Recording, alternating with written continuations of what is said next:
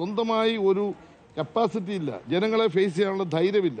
അപ്പോൾ CPM-നകത്ത് എന്തെങ്കിലും പ്രശ്നം ഉണ്ടാക്കി കിട്ടി അതിൽ നിന്ന് മുതലെടുത്ത് ഒരു സീറ്റ് കിട്ടിക്കോട്ടെ. മകനോടെ വരുമോ?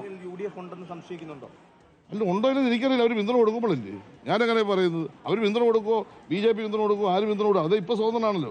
ഇനി അദ്ദേഹം മത്സരത്തിലേക്ക് വരുമ്പോഴല്ലേ അറിയാൻ പറ്റും ആരാ പിന്നെ പിന്തുണയ്ക്കുന്നുള്ളൂ. അന്നേരം ഞാൻ പറയാം. പക്ഷെ കോൺഗ്രസ് എല്ലായിടത്തും, ഞാൻ അവിടുത്തെ കാര്യമല്ല പറഞ്ഞത്, ആരെ കിട്ടിയാലും അപ്പം തന്നെ പിടിക്കും. മകനോടെ വരുമോ അമ്പലപ്പുഴ? ഒരു വ്യക്തിപരമായിട്ടുള്ള തീരുമാനമായി ഇതിനെ കാണുന്നുണ്ട്.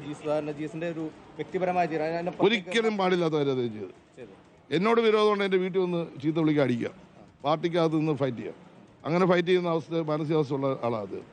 ഒരിക്കലും ചെയ്യാൻ പാടില്ല. പാർട്ടിയെ ചതിക്കാൻ പാടില്ല. ഇത് പാർട്ടിയെ ചതിച്ചതാണ് പച്ചയ്ക്ക്. ഒരിക്കലും ചതിക്കാൻ പാടില്ല. 60 അല്ല 6 ദിവസം പ്രവർത്തിച്ചാലും കമ്മ്യൂണിസ്റ്റ് പാർട്ടിയുടെ പ്രവർത്തനം വേണമെങ്കിൽ നിർത്തി വീട്ടിൽ പോകണം. പാർട്ടിക്കെതിരായിട്ട് ഒരു അക്ഷരം പറയാൻ അർഹതയില്ല ജീസുവാൻ. ഞാൻ തീർത്തു പറയുന്നു. പാർട്ടിയെ ചതിച്ചു, പച്ചയ്ക്ക് ചതിച്ചു എന്ന വാചകമാണ് പറഞ്ഞ് അവസാനിപ്പിക്കുന്നത് സജി ചെറിയാൻ. കുന്തവും കുടച്ചക്രവും പ്രതികരണത്തിൽ അതിന് താൻ മറുപടി പറയുന്നില്ല. അത്തരം നിലവാരം കുറഞ്ഞൊരു പ്രതികരണം അദ്ദേഹം നടത്തുമെന്ന് കരുതുന്നില്ല എന്നാണ് അദ്ദേഹം പറഞ്ഞിരിക്കുന്നത്.